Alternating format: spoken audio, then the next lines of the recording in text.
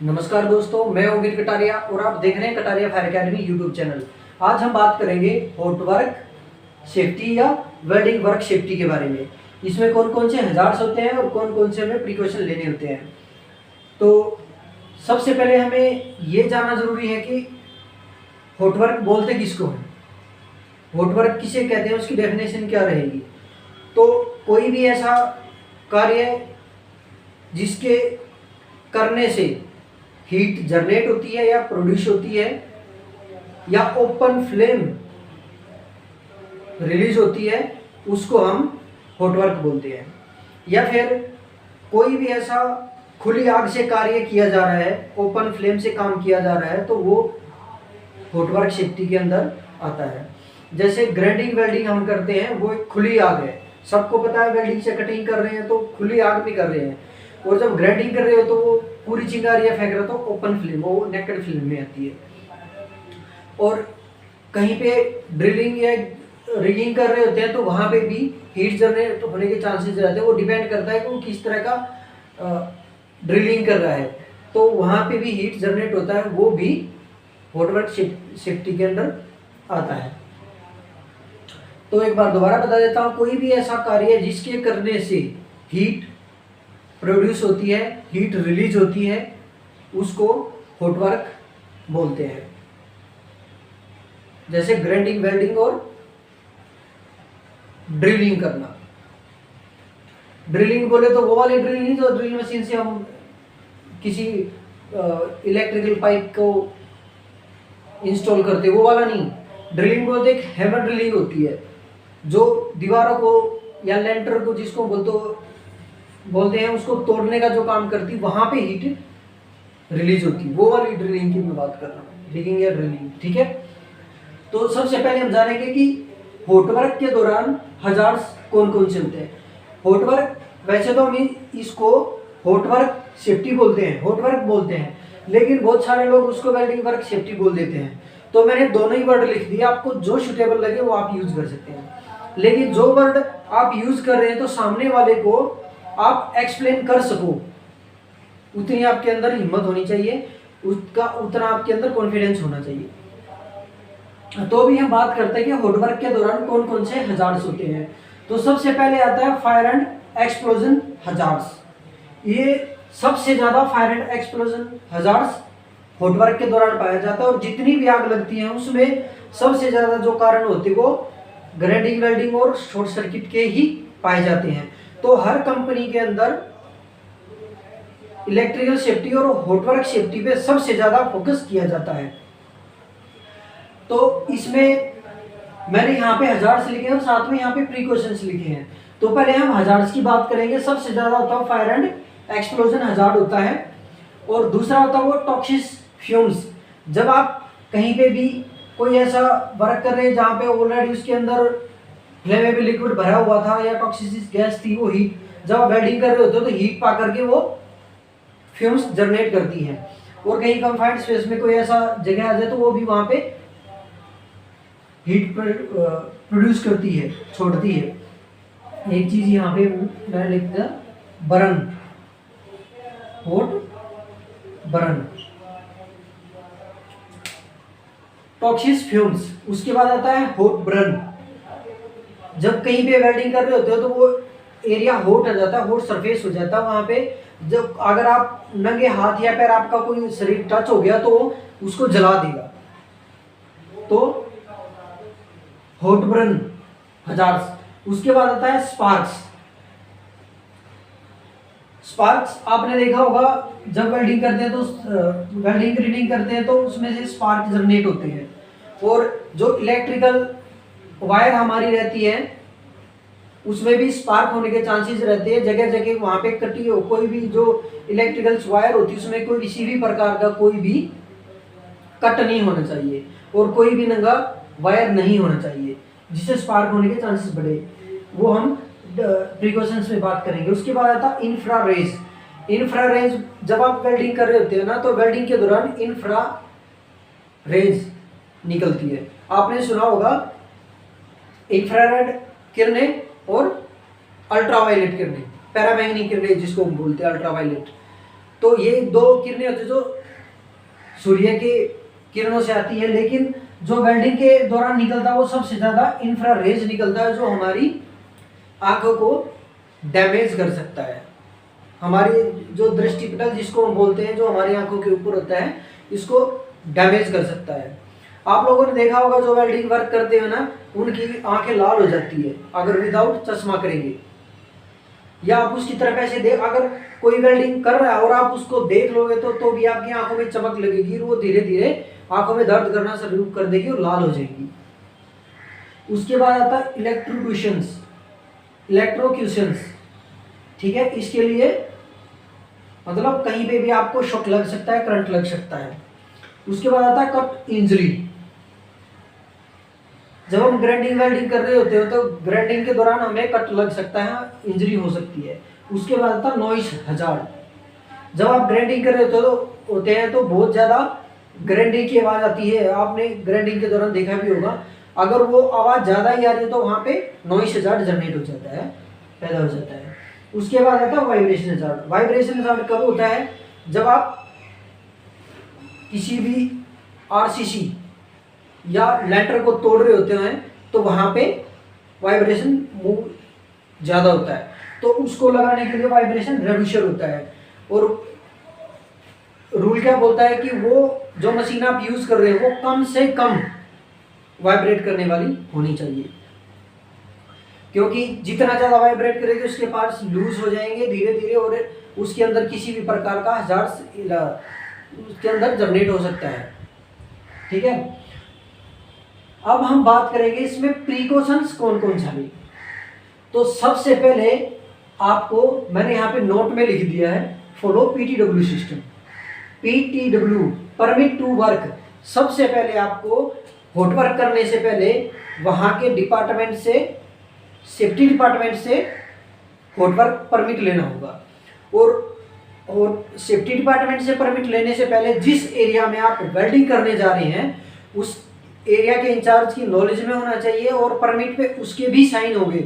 जब तक area in charge sign नहीं करता तब तक कोई भी फायर पर्सन उसमें साइन करने के लिए ऑथराइज नहीं होता। अगर हम लीगली बात करें तो रूल ये बोलता है कि सबसे पहले एरिया इंचार्ज उस पर साइन करे, उसके बाद सेफ्टी डिपार्टमेंट या फायर डिपार्टमेंट साइन करेगा। और जब तक, ये भी नोट कर लेना आप, जब तक हॉट वर्क सेफ्टी पे फायर डिपार्टमेंट या सेफ्टी डिपार्टमेंट के साइन नहीं होते, जब तक वो परमिट वैलिड होता ही नहीं है। चाहे उस पर 50 लोगों के साइन करा लो, जब तक फायर डिपार्टमेंट उस पर साइन नहीं कर देता तब तक परमिट वैलिड होता ही नहीं है, ठीक है। हमें एरिया इंचार्ज के साइन क्यों चाहिए? अब सामने वाला हमारे पास लेकर के आया कि सर इसमें हॉट वर्क सेफ्टी है, इसमें आप परमिट पे साइन कर दो। हमने साइन कर दिए, उधर जाने के बाद वो काम करना शुरू कर दिया उसने, और वहाँ पे कोई भी हजार्ड्स हो गया तो सेफ्टी वाला पकड़ा जाएगा। वो बोलेगा जब एरिया इंचार्ज ने आपको अथॉरिटी नहीं दी तो सेफ्टी डिपार्टमेंट ने इस पर साइन कैसे कर दिया? देखो, पता है एरिया इंचार्ज को, इसलिए वो काम हो रहा है, लेकिन अगर कोई कांड हो गया ना तो वो सेफ्टी डिपार्टमेंट के गले में डाल देंगे। वो तो बोल देगा सर मैंने तो इस पर साइन ही नहीं कर रखा। अगर एरिया इंचार्ज उस पर साइन कर देता है तो वो भी वहाँ पे उतना ही इन्वॉल्व हो जाता उसी हजार्ड्स में जितना कि सेफ्टी डिपार्टमेंट। वो तो प्रिकॉशन सेफ्टी डिपार्टमेंट लेगा, लेकिन सारा का सारा जो बोझ होता है वो फिर सेफ्टी डिपार्टमेंट के गले में डल जाएगा अगर एरिया इंचार्ज के साइन नहीं होंगे, ठीक है। उसके बाद आता है, सबसे पहले आपको पीपीई मैंडेटरी करना है।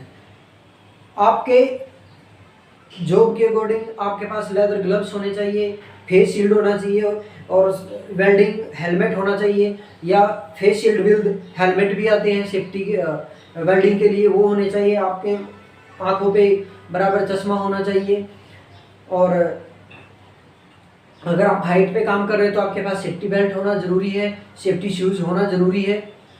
तो जितने भी पर्सनल प्रोटेक्टिव इक्विपमेंट होते हैं रिगार्डिंग टू वेल्डिंग वर्क, जिस तरह का वो वर्क है उसी तरह से उसके सेफ्टी पीपीज भी होने चाहिए।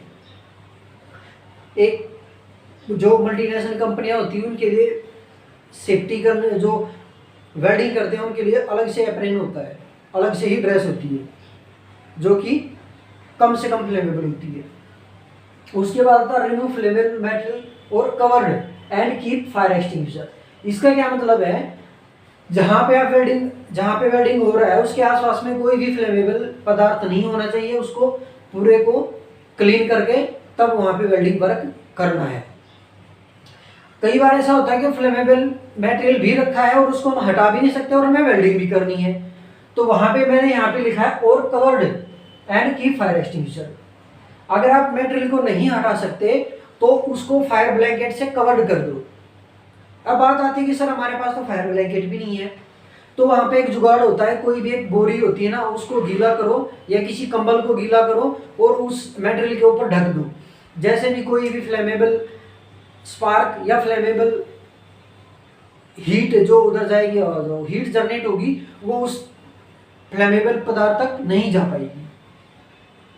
दूसरा आता है कीप फायर एक्सटिंग्विशर। वहाँ पे आपको फायर एक्सटिंग्विशर रखना ही रखना है। ऐसा नहीं कि हमने तो पूरा प्रिकॉशन ले रखा और फिर एक्सटिंग्विशर रखने की जरूरत नहीं है।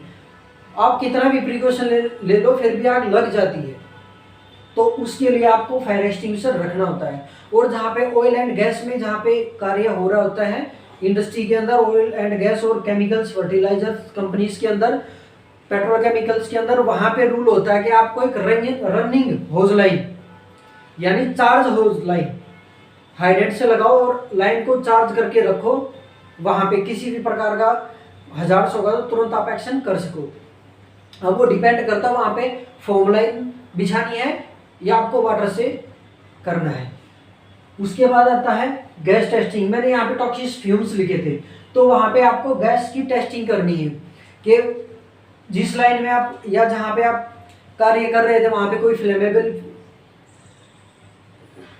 एलियल का मात्रा तो नहीं है, वहाँ पे कोई टॉक्सिक फ्यूम तो नहीं है। पता लगे वहाँ पे आप जहाँ पे वेल्डिंग कर रहे थे वो किसी चीज़ के ऐसे पदार्थ के संपर्क में उसकी हीट आ गई कि वो टॉक्सिक फ्यूम रिलीज कर रहा है, तो वहाँ पे आपको गैस टेस्टिंग करनी है। और ये ज़्यादातर कहाँ पे होता है, जब आप कंफाइंड स्पेस में कार्य करवा रहे हो। ओपन में कर रहे हैं तो इतना हजार्ड्स नहीं होता है, टॉक्सिक हजार्ड वहाँ पे नहीं होता है, ओपन में नहीं होता है। तो टॉक्सिक जहाँ पे कंफाइंड स्पेस होता है और वेल्डिंग करनी होती है तो वहाँ पे आपको गैस टेस्टिंग करनी होती है। उसके बाद आता है हॉट बर्न। हॉट बर्न के लिए आपको मैं यहाँ पर लिख देता हूँ ग्लव्स दस्ताने आपको पहनने हैं ताकि उसके कहीं पे हाथ पैर रखा जाए तो आपका हाथ पैर ना जले। और सेफ्टी शूज भी साथ में रखने हैं और एप्रन पहन के रखना, थोड़ा बहुत हीट भी वो सेंस कर सके। पता लगे जैसे ये मेरी शर्ट मैंने डाली हुई ये लगा करके मैं उसके संपर्क में आया, वो भी चिपक गई मेरे शरीर पे ही और हो गया सत्यानाश। उसके बाद आता है spark containment welding booth.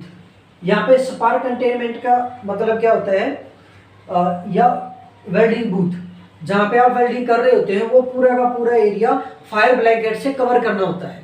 Rule ये बोलता है कि जितने एरिया में आप वेल्डिंग कर रहे हो उसके चारों तरफ आप फायर ब्लैंकेट लगाए, उसको स्पार्क कंटेनमेंट बूथ बोल सकते हैं या जोन बोल सकते हैं। उसके बाद आता है इंफ्रारेज। इसके लिए आपको फेस शील्ड विद हेलमेट लगाना है ताकि आपकी आंखों में डायरेक्टली रेज ना पड़े। उसके बाद आता है इलेक्ट्रोक्यूशंस ELCB। इसको इस हजार्ड्स को रेड्यूस करने के लिए ELCB लगाई जाती है। इसको अर्थ लीकेज करंट ब्रेकर बोलते हैं कि डिवाइस होता है जो कि वेल्डिंग मशीन में लगता है। And proper earthing. जब वेल्डिंग वर्क कर रहे होते हैं तो उसमें ELCB प्रॉपरली काम कर रही होनी चाहिए और अर्थिंग भी प्रॉपर लगाया होना चाहिए। उसके बाद आता है कट इंजरी ग्राइंडिंग गार्ड। जब आपने देखा होगा जहाँ पे ग्राइंडिंग कर रहे होते हैं ना तो उसके ऊपर गार्ड नहीं होता और जो ग्राइंडर के ऊपर एक ब्लेड जो लगता है जो ग्राइंड करता है वो कई बार टूट जाता है और हमारे आँख नाक मुंह पे लग सकता है, या हमारे सामने कोई खड़ा तो उस टूट करके उसको जाके लग सकता है और बड़ी स्पीड से लगता है वो काट देगा। ठीक है, तो उसके ऊपर प्रॉपर गार्ड लगा होना चाहिए। उसके बाद आता है नॉइस। जहाँ पे नॉइस हजार्ड्स होता है वहाँ पे आपको एयर मफ या एयर प्लग का प्रयोग करना होता है। उसके आता है वाइब्रेशन हजार्ड्स। इसके लिए वाइब्रेशन रेड्यूसर आपकी मशीन में लगा होना चाहिए, या फिर वो मशीन कम से कम वाइब्रेट करने वाली होनी चाहिए। इतना ये मैंने आपको बताया। इसमें कुछ पॉइंट्स और हैं जो भी मैं आपको आगे बताने वाला हूँ। तो अभी ये जो सामने आप देख रहे हैं, ये कुछ और सेफ्टी प्रिकॉशंस है जो हमें वेल्डिंग वर्क या हॉट वर्क के दौरान प्रिकॉशंस लेने होते हैं। तो आप यहाँ पे देख रहे हैं सामने फायर वाचर। फायर वाचर बोले तो जो हॉट वर्क हो रहा है उसको देखने के लिए एक स्पेशल पर्सन रखा जाता है। इसको स्पेशल फायर पर्सन भी बोल देते हैं, फायर वाचर भी बोल देते हैं, और कहीं पे फायरमैन ही लिख देते हैं। बट बात एक ही है, इसमें कन्फ्यूज होने की जरूरत नहीं है। उसके अब ये कहाँ यूज किया जाता है और क्यों ये ज़्यादा किया जाता है? जहाँ पे ज़्यादा क्रिटिकल हॉट वर्क हो रहा हो, जहाँ पे आग लगने के ज़्यादा चांस हो, वहाँ पे फायर वाचर की नीड होती है। अदरवाइज हर जगह फायर वाचर को रखना मैंडेटरी नहीं होता। उसके बाद आता है वेल्डर सर्टिफिकेट। जो भी वेल्डर वहाँ पे काम कर रहा होता है, वेल्डिंग कर रहा होता है, उसके पास में कोई भी ITI या किसी भी कॉलेज से डिप्लोमा या डिग्री होना अनिवार्य होता है। वो डिपेंड करता है इंडस्ट्री के ऊपर, वो डिग्री को मान्यता देती है या डिप्लोमे को। और कुछ कंपनियां ऐसी होती है डिप्लोमा या डिग्री नहीं है उसके पास, लेकिन उस फील्ड में काम करने का 5 साल का एक्सपीरियंस होना चाहिए। ऐसी कंपनी कंडीशन रखती है तो वो भी वैलिड हो जाता है। उसके बाद आता है एरिया बैरिकेडिंग। मैंने बताया था जैसे कहीं पे भी यहाँ पे वेल्डिंग हो रही है तो आपको कम से कम, यहाँ पे वेल्डिंग हो रही है और इसके स्पार्क यहाँ तक गिर रहे हैं, तो इसके भी 1 मीटर इधर तक, चारों तरफ 1 मीटर, चाहे वो। अब बात ये आती है कि सर बैरिकेडिंग कहाँ तक करें? तो बैरिकेडिंग का ये मैं आपको फॉर्मूला बता रहा हूँ। जहां तक इसके स्पार्क जा रहे हैं, वेल्डिंग या कटिंग के स्पार्क जा रहे हैं, उसका भी 1 मीटर और आगे आपको बैरिकेडिंग करना है, ताकि उस एरिया में कोई भी ना आए और वेल्डिंग के संपर्क में आने से उसको किसी प्रकार का हॉट बर्न ना हो। अब यहाँ पे एक चीज और लागू होती है। मैंने बताया था शुरुआत में कि फ्लेमेबल मटेरियल को रिमूव कर दो, वहां पे भी सेम यही सूत्र प्रयोग करना होता है। पहली बात तो जहां पे आपको लगता है कि इसके स्पार्क यहां तक जा रहे हैं तो उसका 1 मीटर और आगे ज्यादा बढ़ाओ। अगर 10 मीटर तक स्पार्क जा रहे हैं तो 11 मीटर के बाद आपको बैरिकेडिंग करना है, यानी हमें वो चांस छोड़ना ही नहीं है कि वहां तक भी जाए। ठीक है, कम से कम 1 मीटर बोल रहा हूं, आगे आपकी इच्छा है आप चाहे 10 मीटर करो। ठीक है। उसके बाद आता है इलेक्ट्रिक कनेक्शन। जैसे मैंने पहले बताया था, इलेक्ट्रिकल कनेक्शन, अगर आपकी वेल्डिंग कंज्यूम कर रही है 420 और आपने 220 वाले प्लग में उसको ठूस दिया, तो क्या होगा? या तो वहां पे शॉर्ट सर्किट होगा या फिर एमसीबी बार बार ट्रिप करेगी। ठीक है। दूसरा, जो प्लग आप यूज करते हैं वो इंडस्ट्रियल प्लग होना चाहिए, ना कि हम घरों में लगा रहे वो वाला प्लग। हम लगा लेते हैं उसको, लेकिन रूल ये नहीं बोलता कि आप वो वाला प्लग यूज करो। नो, इंडस्ट्रियल प्लग होता है वो, उसके लिए स्पेशली होता है, जो बड़े पैनल से वेल्डिंग को सप्लाई देने के लिए या लेने के लिए यूज करते हैं। उसके बाद वो जो वायर आप यूज कर रहे हो वो कहीं से भी कटा फटा नहीं होना चाहिए, बराबर इंसुलेटेड होना चाहिए। उसके बाद आता है gas cylinder distance 10 metre. Gas cylinder आपने देखा होगा एलपीजी यूज करते हैं सबसे ज्यादा, और आजकल डीए यूज हो रहा है, लेकिन बहुत सारी कंपनियां आज तक भी एलपीजी सिलेंडर का यूज करती है, और डोमेस्टिक सिलेंडर तो यूज होता ही नहीं है। सॉरी, मैं कुछ और बोल गया यहाँ पे। गैस सिलेंडर एलपीजी वाला, ठीक है, जो हम घरों में यूज कर रहे हैं वो वाला नहीं होना चाहिए। कमर्शियल यूज करना है आपको, डोमेस्टिक यूज नहीं करना है। और कोशिश करो कि आप डीए सिलेंडर का यूज करो। ठीक है। उसके बाद आता है wire in water. Wire in water से क्या मतलब है कि जो आप वेल्डिंग के जहां से कनेक्शन आप लिए हैं, चाहे ग्राइंडिंग या वेल्डिंग का कोई भी कनेक्शन आपने लिया है, तो वो वायर किसी भी पानी से नहीं होके गुजरनी चाहिए। मान लिया वहां पे पूरे एरिया में पानी फ्लोर पे फैला हुआ है और वायर वहीं से गई है, कोई भी हल्का सा शॉर्ट सर्किट हुआ तो दूर तक पूरा का पूरा जहां तक पानी फैला पूरे के पूरे में करंट आ जाएगा। तो ये रूल बोलता है, चाहे कहीं पे बोलते हैं कि कुएं तालाब में से होकर नहीं गुजरनी चाहिए, उसमें भी एक स्टैंडर्ड होता है, आप उसको गुजार सकते हो, लेकिन वहां पे मान लिया ये फ्लोर है, इसके ऐसा कोई स्टैंड लगाओ कि उसके ऊपर से गुजार सको, वो पानी से टच ना हो या पानी के संपर्क में ना आए। उसके बाद आता है वेंटिलेशन। वेंटिलेशन आपको अकॉर्डिंग टू वर्क करना है। अब पता लगे वो ओपन में ही काम कर रहा, वहां पे वेंटिलेशन की क्या जरूरत है, तो वहां नहीं जरूरत है। किसी बंद कमरे में या किसी वेजल में या किसी गटर वगैरह में या किसी बड़ी पाइपलाइन में कर रहा है तो वहां पे वेंटिलेशन का होना जरूरी होता है, या किसी टैंक में कर रहा होता है। तो ये जो मैंने वर्ड यूज किए ना, कुछ ऐसे वर्ड होंगे जैसे वायर इन वाटर का क्या मतलब है भाई, ये तो कोई मतलब ही नहीं होता। देखो मैं अपनी हर वीडियो में ये बोलता हूं कि मैं उन शब्दों का प्रयोग करता हूं जो हर किसी के समझ में आए। अब मैंने आपको एक्सप्लेन करके बताया तो अपने हिसाब से आप इसको लिख सकते हो, ये नहीं कि आपने वही लिखना है। मैंने ज़्यादा से ज़्यादा समझाने की कोशिश की है और आसान से आसान भाषा में समझाने की कोशिश की है, क्योंकि हर बंदा आप और मेरे जितना समझ नहीं होती, हर किसी में डिफरेंट होती है। आपकी ज़्यादा है, मेरी कम है, मेरे से भी कम वाले होंगे, आपसे भी ज़्यादा वाले होंगे। तो मैं ऐसे वर्डों का प्रयोग करने की कोशिश करता हूँ कि किसी फ्रेशर बंदे को भी समझ आए। ठीक है, तो आज का चैप्टर हमारा इतना ही है। अगर कोई चीज़ नहीं समझ में आई है तो प्लीज़ कमेंट करके ज़रूर बताएं, और मेरी वीडियो आपको कैसी लगी लाइक का टिक करके हमें को बताएं। ठीक है, और पसंद आए तो वीडियो को शेयर जरूर करना। जल्द लौटेंगे नेक्स्ट वीडियो के साथ, जब तक के लिए जय हिंद जय भारत।